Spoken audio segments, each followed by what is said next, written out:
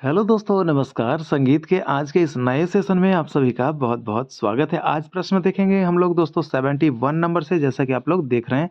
इससे पहले का जो भी प्रश्न है आपके 70 प्रश्न जो भी थे वो मैंने इम्पोर्टेंट वाले जो भी करवा दिए हैं। दोस्तों अगर आप नहीं देखे हैं तो उस सेशन को देख लीजिएगा, डिस्क्रिप्शन बॉक्स में उसका लिंक भी दे देंगे। वैसे आप लोग जाकर चैनल पे भी चेक कर देख सकते हैं, ठीक है? तो यहाँ से देखेंगे प्रश्न दोस्तों, इसलिए ये खास रहेंगे क्योंकि यहाँ से प्रश्न आपके संगीत की प्रतियोगी परीक्षाओं में पूछे जाते हैं, ठीक है? तो चलिए हम लोग देखेंगे, पहला प्रश्न हम स्टार्ट करेंगे यानी कि 71 से। प्रश्न है हमारा दोस्तों कि चिंतामण रघुनाथ ने किस पुस्तक की रचना की है? देखिए, चिंतामण अगर रघुनाथ की अगर हम बात कर लेंगे तो इनका ग्रंथ क्या राग दर्पण? नहीं, राग दर्पण किनके ग्रंथ है दोस्तों? फ़कीरुल्लाह की ग्रंथ है। राग तरंगिणी लोचन की ग्रंथ है। क्या राग विलास है इनकी ग्रंथ? नहीं, तो राग विलास इनकी ग्रंथ नहीं होगा, इसलिए इसका आंसर जो होगा दोस्तों उपरोक्त में से कोई नहीं, क्योंकि इनके जो ग्रंथ है रघुनाथ की जी का, तो ये आपका राग सरिता है। क्या इसका? राग सरिता, ठीक है? चिंतामण रघुनाथ का ग्रंथ अगर पूछे दोस्तों तो बताना है राग सरिता, ठीक है? चलिए आगे देख लेते हैं। 72 नंबर का प्रश्न है यानी कि दूसरा नंबर प्रश्न, चिंतामण रघुनाथ को अन्य जो है किस नाम से जाना जाता है या फिर किस नाम से बंदिश की रचना की है? तो बंदिश की रचना जो नाम से किया जाता है दोस्त, उसको क्या बोलते हैं? उसे उसका उपनाम दे दिया जाता है। तो यहाँ पे आप लोग उपनाम भी कह सकते हैं, उपनाम। ठीक है? तो इनका उपनाम क्या है? चिंतामण रघुनाथ जी का। इसका जवाब हो जाएगा दोस्तों, क्या हो जाएगा? ऑप्शन नंबर बी, यानी कि प्रेम गुनीजन इनका जो है रघुनाथ चिंतामण को कहा जाता है। उपनाम अगर हम राम रंग की बात कर लेंगे तो रामाश्रय झा, ठीक है? रामाश्रय झा हो जाएंगे राम रंग, और ये आपके प्राण प्रिया की अगर हम बात कर लेंगे तो ये आपके विलायत खां हो जाएंगे, ठीक है? ये आपको ध्यान देना है, ठीक है? चलिए आगे देख लेते हैं। 73 नंबर का प्रश्न हमारा क्या पूछ रहा है दोस्त? यहाँ पे प्रश्न है कि चिंतामण रघुनाथ को किन पुरस्कारों से सम्मानित किया गया था? अगर हम इनके पुरस्कारों की अगर हम बात कर लेंगे तो यहाँ पे जो पुरस्कार हैं आपके, कौन से पुरस्कार हैं? तो यहाँ पे पद्म भूषण भी है, तानसेन पुरस्कार भी है, महाराष्ट्र गौरव पुरस्कार भी है, यानी कि ऑप्शन नंबर डी इसका उपयुक्त में से एक से अधिक जो है सही हो जाएगा।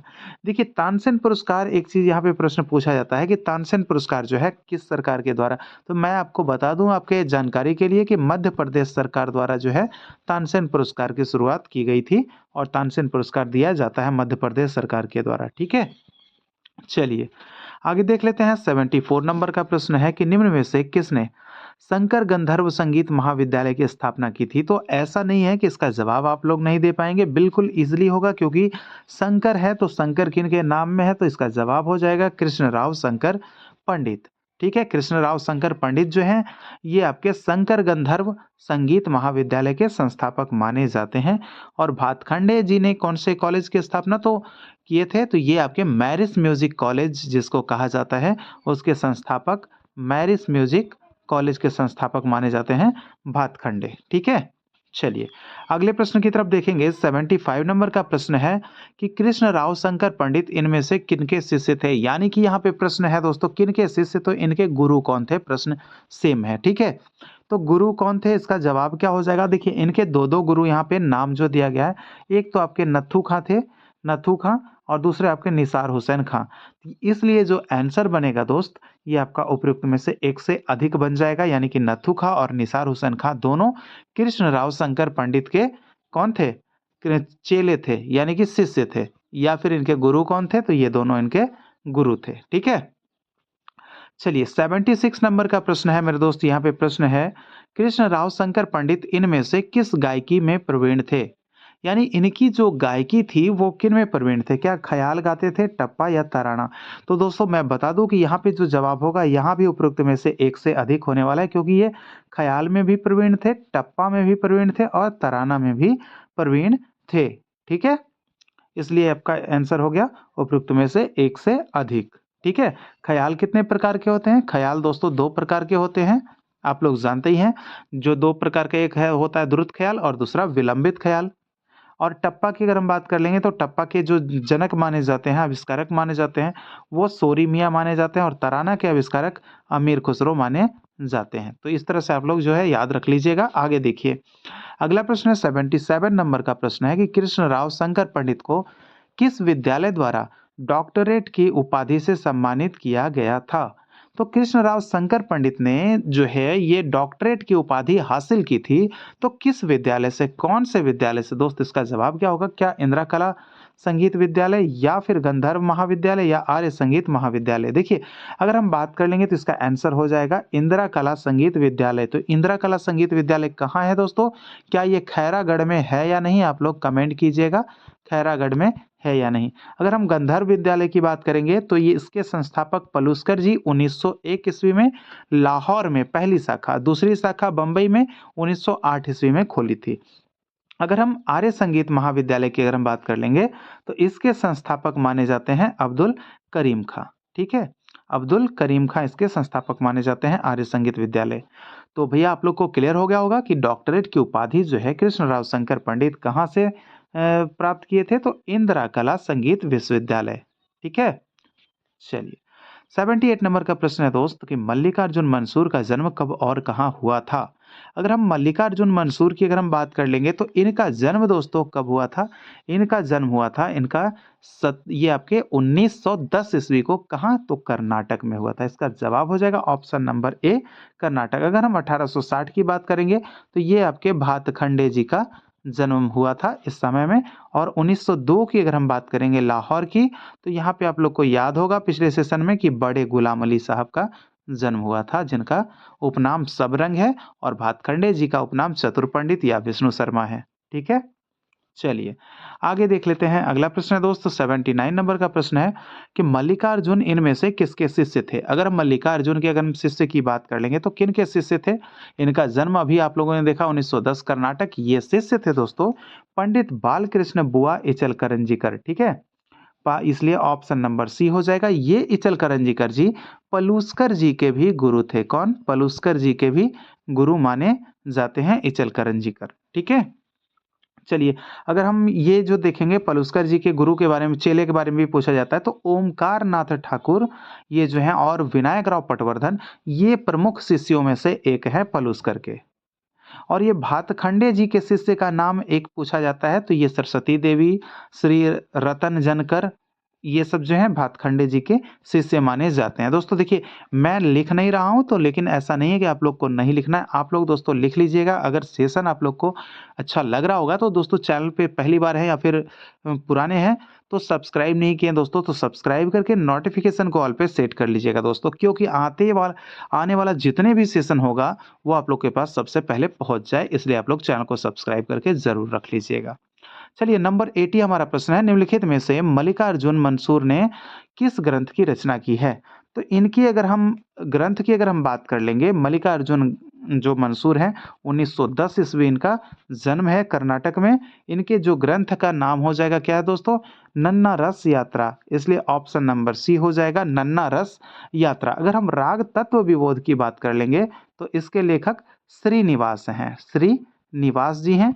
और संगीतांजलि की अगर हम बात कर लेंगे तो ओमकारनाथ ठाकुर हो जाएंगे, ओमकारनाथ ठाकुर। इनका एक और ग्रंथ है ओमकारनाथ ठाकुर जी का, कौन सा? प्रणव भारती, प्रणव भारती, जिनको कि क्या बोलते हैं, प्रणव भारती जो हैं ये इनको उपनाम भी यानी कि प्रणव रंग के नाम से जाना जाता है ओमकारनाथ ठाकुर को। ठीक है, चलिए अब देख लेते हैं दोस्तों 81 नंबर का प्रश्न हमारा क्या पूछ रहा है कि मल्लिकार्जुन मंसूर को पद्म विभूषण पुरस्कार कब प्राप्त हुआ था? तो देखिए, मल्लिकार्जुन मंसूर की अगर बात हो, इन्हें पद्म भूषण की कब प्राप्त हुआ था? इसका जवाब क्या हो जाएगा दोस्तों? 1992 ईस्वी में हो जाएगा। ठीक है, मल्लिकार्जुन मंसूर को 1992 ईस्वी में क्या मिला? तो पद्म विभूषण पुरस्कार से सम्मानित किया गया है। ठीक है, चलिए अब देख लेते हैं अगला प्रश्न हमारा 82 नंबर का प्रश्न है कि गंगूबाई हंगल का जन्म कब और कहाँ हुआ था? देखिए, व्यक्तियों से संबंधित दोस्त जितने भी महत्वपूर्ण प्रश्न है आप लोग के पास सारा का सारा मैं पहुंचा दूंगा, जहां से कि आप लोग के लिए बहुत अच्छे खासे प्रश्न पूछे जाते हैं। इसलिए आप लोग जो है बने रहिए हमारे साथ और अंत तक सारा प्रश्न देख लीजिए, क्योंकि एक भी आपको छोड़ने लायक नहीं है, बहुत ही ज्यादा खास और इम्पोर्टेंट है। तो यहाँ पे पूछा जा रहा है कि कब और कहाँ हुआ था इनका जन्म भाई? तो गंगूबाई हंगल की अगर हम बात कर लेंगे तो इनका जन्म मेरे दोस्त गंगूबाई हंगल का 1913 ईस्वी में धारवाड़ में हुआ था। ठीक है, कहाँ हुआ था? धारवाड़ में इनका जन्म हुआ था, जो कि धारवाड़ कहाँ पड़ता है? दक्षिण भारत में पड़ता है, 1913। और मैंने क्या बताया था? 1912 इंदौर में किनका किनका जन्म? तो ये आपके इंदौर घराने के संस्थापक जो माने जाते हैं, यानी कि आमिर खां का जन्म हुआ था। आमिर खां का जन्म कब हुआ था? 15 अगस्त 1912 ईस्वी को। और 1886 ईस्वी में किनका जन्म हुआ था? तो आगरा घराने के रत्न जो हैं, यानी कि फैयाज खां का जन्म हुआ था 1886 ईस्वी में। ठीक है, चलिए आगे देख लेते हैं। 83 नंबर का प्रश्न हमारा क्या पूछ रहा है कि गंगूबाई हंगल संगीत के किस घराने से संबंधित है? अगर हम गंगूबाई हंगल की अगर हम बात कर लेंगे तो इनका घराना कौन सा हो जाएगा दोस्तों? इनका घराना हो जाएगा किराना घराना, जिसके संस्थापक कौन? अब्दुल करीम खां माने जाते हैं। अब्दुल करीम खां, ठीक है, अब्दुल करीम खां माने जाते हैं। अगर वहीं हम बात कर लेंगे तो सबसे प्राचीन घराना के रूप में ग्वालियर घराना को जाना जाता है। और तबले का फर्रुखाबाद घराने के दोस्तों संस्थापक कौन है? ये आपसे इस सेशन का पहला प्रश्न, आप लोग जवाब दीजिएगा कमेंट बॉक्स में कि तबले के फर्रुखाबाद के घराने के संस्थापक कौन माने जाते हैं। ठीक है, चलिए अब देख लेते हैं। 84 नंबर का प्रश्न है कि गंगूबाई हंगल के गुरु कौन थे? तो गंगूबाई हंगल के अगर गुरु की अगर हम बात कर ले तो इनके गुरु कौन थे? क्या केसर भाई केरकर, कृष्णाचार्य हुगलर या फिर अब्दुल करीम खां? तो दोस्तों यहाँ पे देखिए, यहाँ पे जो मुख्य आपका आंसर हो जाएगा ऑप्शन नंबर बी हो जाएगा, कृष्णाचार्य हुलगर। ठीक है, कृष्णाचार्य हुलगर। लेकिन आपको दोस्तों कहीं कहीं पे किसी किताब में अब्दुल करीम खां भी देखने को मिल जाता है। ठीक है, तो इसमें कंफ्यूज नहीं होना है, इसलिए मैंने आपको बता दिया है। ठीक है, चलिए तो आगे देखेंगे। अगला प्रश्न हमारा 85 नंबर का है कि महिला गायिकाओं में मर्दाना आवाज की गायकी किसको कहा जाता है? यानी कि वो कौन है? वो महिला ही हैं, लेकिन उनकी आवाज कैसी है? मर्दाना, यानी कि पुरुषों जैसी। तो वो गायिका कौन है? इसका जवाब क्या होगा? क्या सिद्धेश्वरी देवी, गंगूबाई हंगल या अंबाबाई? इसका जवाब होगा दोस्तों ऑप्शन नंबर बी, यानी कि गंगूबाई। इसका जवाब हो जाएगा गंगूबाई हंगल। ठीक है, सिद्धेश्वरी देवी ठुमरी गायिका है, आप लोग जानते हैं, जैसा कि बनारस घराने से हैं। आगे देख लेते हैं। 86 नंबर का प्रश्न क्या पूछा जा रहा है यहाँ पे कि निम्नलिखित में से किन पुरस्कारों से गंगूबाई हंगल को सम्मानित किया गया है? तो दोस्तों देखिए, गंगूबाई हंगल के लिए अगर पुरस्कार की बात करेंगे तो पद्म भूषण, पद्म विभूषण और संगीत नाटक अकादमी, इन सभी पुरस्कारों से जो है इनको सम्मानित किया गया है। इसलिए जो आंसर होगा ऑप्शन नंबर डी, उपयुक्त में से एक से अधिक हो जाएगा। 86 का ऑप्शन नंबर डी। चलिए आगे देखेंगे। अगला प्रश्न है 87 नंबर का प्रश्न है कि केसरबाई केरकर का जन्म स्थान बताएं। देखिए केसरबाई केरकर जो है इनका जो जन्म स्थान हो जाएगा दोस्तों, इसका क्या होगा? गोवा में केरी गांव। ठीक है, गोवा के केरी गांव में इनका जन्म हुआ है। केसर गांव, ये आपके केरी गांव में केसरबाई केरकर। तो केसर पूछेगा, केसर तो केरी गांव। ठीक है, तो केरी गांव कहाँ?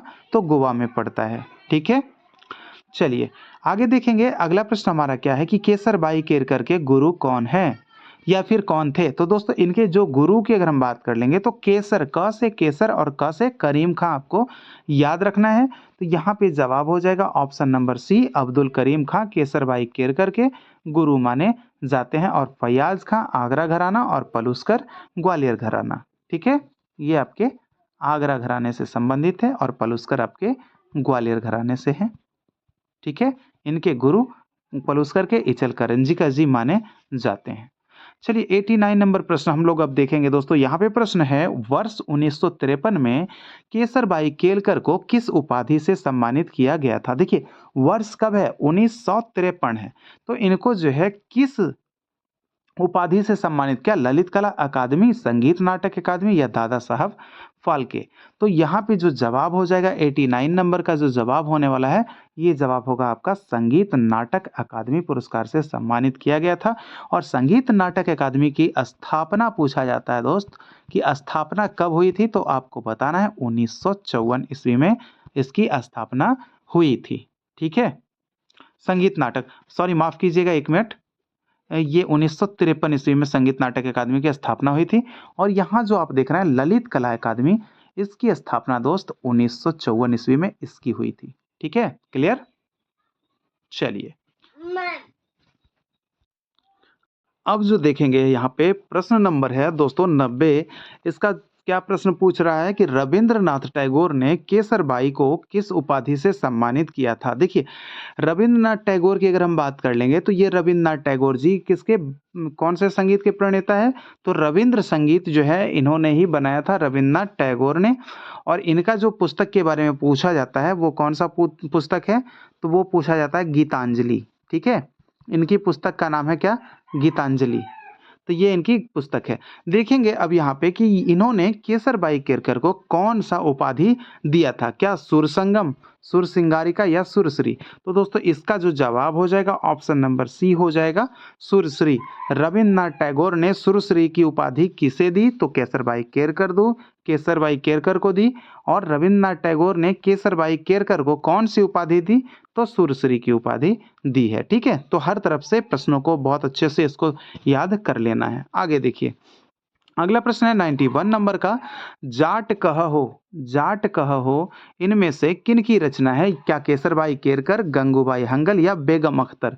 तो किन की रचना है जाट कह हो? तो ये जो रचना मानी जाती है दोस्तों, ये आपके कौन से किराने घराने की जो है केसरबाई केरकर, इन्हीं की रचना मानी जाती है। 91 का जो आंसर हो गया option number A, Kesarbai Kerkar. गुरु मैंने बताया आपको कि अब्दुल करीम खां। अगर गंगूबाई हंगल की अगर हम बात कर लेंगे तो गंगूबाई हंगल दोस्तों किस घराने की है? जरा आप लोग कमेंट कीजिएगा क्योंकि मैंने आपको बता दिया है। ठीक है, और बेगम अख्तर क्या गाती थी? क्या ठुमरी गायिका है या फिर कुछ अन्य? चलिए आप लोग कमेंट कीजिएगा कमेंट बॉक्स में। आगे देख लेते हैं, 92 नंबर का प्रश्न है कि उस्ताद अब्दुल करीम खां का जन्म कब और कहाँ हुआ था? यानी कि यही जो अब्दुल करीम खां हैं किराना घराना के संस्थापक माने जाते हैं। तो अब्दुल करीम खां का जन्म कब हुआ था? इसका जो जवाब हो जाएगा ऑप्शन नंबर ए, यानी कि 1872 में किराना में हुआ था। और 1872 की अगर हम बात कर ले तो ये पलूस्कर जी भी संबंधित हैं, 1872 उनका भी जन्म वर्ष है। ठीक है, देखिए यहाँ पे अगर हम बात करेंगे, यहाँ पे दोस्तों हम बात करेंगे 1887 छपरा वाले में, तो यहाँ पे आप लोगों ने नाम सुना होगा कि भोजपुरी का शेक्सपियर, यानी कि जिनको कहा जाता है कौन है? भिखारी ठाकुर। तो ये भिखारी ठाकुर का जन्म 1887 ईस्वी में छपरा में हुआ था, आप लोग याद रखिएगा। चलिए आगे देख लेते हैं, प्रश्न नंबर 93, अब्दुल करीम खां किस घराने के संस्थापक माने जाते हैं? तो अगर हम बात कर लेंगे अब्दुल करीम खां की, तो ये आपके कौन सा घराने के संस्थापक? तो इसका जवाब हो जाएगा ऑप्शन नंबर ए, किराना घराना के संस्थापक माने जाते हैं। अगर हम वहीं आगरा घराना की अगर हम बात कर लेंगे तो आगरा घराना के संस्थापक हाजी सुजान को माना जाता है, हाजी सुजान। ठीक है, हाजी सुजान को माना जाता है कि ये आगरा घराने के संस्थापक माने जाते हैं। और दरभंगा जो है, दरभंगा के आप लोग सुने होंगे, ये आपके जो हैं बहुत अच्छे अच्छे ध्रुपद जो वहाँ से हैं प्रसिद्ध हैं। और ये जो दरभंगा घराना है ये ध्रुपद का घराना जो है माना जाता है। जैसे कि दरभंगा घराना हो गया, बेतिया घराना हो गया, ये सब क्या है? ये सब बिहार के घराने हैं और ध्रुपद के ही घराने माने जाते हैं। ठीक है, चलिए आगे देख लेते हैं, 94 नंबर का प्रश्न है, निम्नलिखित में से कौन गायन के साथ सारंगी के भी उस्ताद थे? दोस्तों देखिए, गायन तो आप लोग को पता होगा, सारंगी कितने लोग जानते थे? जरा आप लोग प्रेम से कमेंट कीजिएगा कि क्या आपको पता था कि जो व्यक्ति के बारे में मैं बताने जा रहा हूँ उनके बारे में जानते थे कि वो सारंगी भी बजाते हैं? देखिए यहाँ पे जो इनका नाम हो जाएगा ये कौन हो जाएंगे? Option number B, Abdul Karim खां हो जाएंगे। जो कि दोस्तों इनका संबंध हमेशा पूछा जाता है कि किससे है, तो गायन से है। और गायन के साथ साथ आपको अगर बता दें कि ये सारंगी वादक भी थे और सारंगी भी बजाते थे, तो आपको ऑप्शन देखकर डिसाइड कर लेना है। ठीक है, चलिए आगे देख लेते हैं, अगला प्रश्न है 95 नंबर का कि पिया बिन नाही आवत चैन, इनमें से किनकी बंदिश है? यानी पिया बिन नाही आवत चैन जो है ये किनकी बंदिश है? तो दोस्तों इसका जो जवाब हो जाएगा 95 नंबर का, ये क्या हो जाएगा? किराना घराना के संस्थापक यानी कि जो माने जाते हैं वो अब्दुल करीम खां की बंदिश हो जाएगी, पिया बिन नाही आवत चैन। और फयाज खां की कौन सी बंदिश है और बड़े गुलाम अली खां की कौन सी बंदिश है? जरा आप लोग कमेंट कीजिएगा कमेंट बॉक्स में दोस्तों। चलिए अब देख लेते हैं आगे, 96 नंबर का प्रश्न क्या पूछ रहा है, हीराबाई बड़ौदकर का जन्म किस वर्ष हुआ था? अगर हीराबाई बड़ौदकर के जन्म की अगर हम बात करें तो इसका जवाब क्या हो जाएगा? क्या 1902, 1905 या 1912? तो आपकी जानकारी के लिए जैसा कि मैं बता चुका हूँ कि 1902 में किनका जन्म हुआ था? ये बड़े गुलाम अली खां साहब का लाहौर में, और 1912 में किनका जन्म हुआ था, तो उस्ताद अमीर खां का इंदौर में। तो यहाँ पे जो हो जाएगा हीराबाई बड़ौदकर का जन्म, ये हो जाएगा दोस्तों ऑप्शन नंबर बी, यानी कि 1905 ईस्वी में हीराबाई बड़ौदकर का जन्म हुआ था। चलिए आगे देखेंगे 97 नंबर का प्रश्न है कि हीराबाई बड़ौदकर किस घराने से संबंधित थे। देखिए हीराबाई बड़ौदकर जो है घराना इनका पूछा जा रहा है कि किस घराने से संबंधित थे, तो इनका घराना बताना है कि कौन सा, ये घराना हो जाएगा ऑप्शन नंबर सी, यानी कि किराना घराना हो जाएगा हीराबाई बड़ौदकर का। देखिए हीरा याद रखिएगा कि हीरा जो है कहाँ दुकान में बिकता है, ठीक है, दुकान में बेचते हैं। तो दुकान से दुकान याद रखना है, तो हीरे की दुकान नहीं भाई, किराने की दुकान, ठीक है, किराना दुकान, ठीक है, तो आपको याद आ जाना चाहिए। ये एक छोटा सा कॉन्सेप्ट था आपके लिए। चलिए आगे देखेंगे अगला प्रश्न, हीराबाई बड़ौदकर के गुरु कौन थे। 98 नंबर प्रश्न है, हीराबाई बड़ौदकर के गुरु क्या जगन्नाथ बुआ पुरोहित, हनुमान प्रसाद मिश्र, या फिर अब्दुल बहरे वाहिद खां। दोस्तों इसका जवाब क्या रहने वाला है, इसका जवाब रहेगा ऑप्शन नंबर सी, यानी कि अब्दुल बहरे वाहिद खां जो थे ये हीराबाई बड़ौदकर के गुरु थे। वहीं हम बात कर ले हनुमान प्रसाद मिश्र की, तो आप लोग सुने होंगे बनारस घराने के जो गायक थे राजन साजन मिश्र, आप लोग को पता होगा राजन साजन, ठीक है, इनके गुरु जो है माने जाते हैं हनुमान प्रसाद मिश्र, ठीक है। चलिए आगे देख लेते हैं अगला प्रश्न है 99 नंबर का प्रश्न है, इनमें से कौन ठुमरी गायिका हैं। तो ठुमरी गायिका की अगर बात कर ले, तो इनमें से जो ठुमरी गायिका हैं वो कौन हो जाएंगे, क्या गंगूबाई हंगल, हीराबाई बड़ौदकर, किशोरी अमोणकर। तो देखिए यहाँ पे जो है ये भी ठुमरी गाती हैं, ये भी ठुमरी गाती हैं, और ये भी गाती हैं, लेकिन मुख्य रूप से दोस्तों गाए तो जो प्रचलित हो उसी का नाम आना चाहिए। तो यहाँ पे जो प्रचलित हैं ये आपके हीराबाई बड़ौदकर हो जाएंगे, ये ठुमरी गायिका हैं, ठीक है। हीराबाई बड़ौदकर कहाँ की हैं, तो किराना घराना की हैं, और इनका जन्म कब हुआ था, तो 1905 ईस्वी में हुआ था, ठीक है। चलिए आगे देख लीजिए अगला प्रश्न हमारा 100 नंबर का प्रश्न है कि नूतन संगीत विद्यालय के संस्थापक कौन हैं। तो नूतन संगीत विद्यालय की अगर बात कर लेगा, तो दोस्तों यहाँ पे क्या जवाब देना, क्या रविशंकर पंडित, या फिर हीराबाई बड़ौदकर, या अब्दुल करीम खां। देखिए यहाँ पे पंडित रविशंकर जो हैं ये आपके किन्नर स्कूल, म्यूजिक स्कूल के संस्थापक माने जाते हैं, और अब्दुल करीम खां की अगर हम बात कर लेंगे तो आर्य संगीत विद्यालय के संस्थापक माने जाते हैं। तो ये जो नूतन संगीत विद्यालय है ये आपके हीराबाई बड़ौदकर हो जाएंगे, ऑप्शन नंबर बी इसका सही जवाब हो जाएगा, ठीक है। तो चलिए ये थे आज के आपके 100 प्रश्न जो कि आपके एग्जाम्स के दृष्टिकोण से काफ़ी महत्वपूर्ण थे। तो ये दोस्तों आज का सेशन आप लोगों को कैसा लगा है, आप लोग मुझे कमेंट बॉक्स में कमेंट करके बताइए, और साथ ही साथ आप लोग चैनल को सब्सक्राइब अभी तक नहीं किए हैं तो सब्सक्राइब करके नोटिफिकेशन ऑल पे सेट करके दोस्तों के साथ भी शेयर कर दीजिएगा, क्योंकि उनके लिए भी काफ़ी इंपॉर्टेंट है, ठीक है। तो चलिए दोस्तों हम मिलेंगे आपसे अगले सेशन में, जब तक के लिए इजाज़त दीजिए हमें। जय हिंद, जय भारत।